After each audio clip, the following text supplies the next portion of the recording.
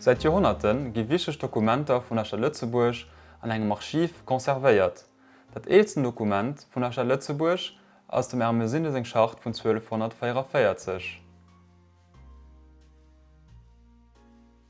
Sowal Dokumenter konnten natielech net einfach so all die Joren iwwerdaueren, sie müssten geschützt ginn, fir dat se net futti ginn oder net verloren ginn. A genau hei kënnt dës Archivköcht anspiel.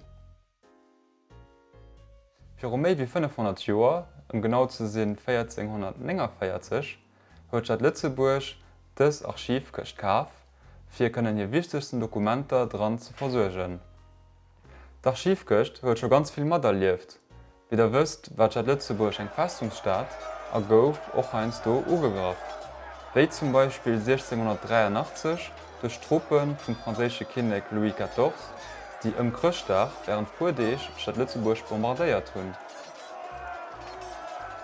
Dann natierlech Katastrophen waren auch ein gros Gefahr fir Dokumenter.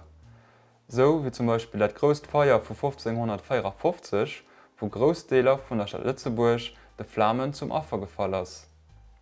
Dobei kënnt auch noch das Lut, Wasser oder generell Fischegkeet ein gros Gefahr sinn fir all Dokumenter. Fir so Geforen huet dës Archivköcht dann eben auch Dokumenter geschützt. Wie der gesit, huet die heiten all Archivköcht, die unscheinbar an der Ausstellung Foyer des Archives de la Ville de Luxembourg steht, iwwer lang Joren Dokumenter an den Archive vun der Stadt Lützeburg geschützt.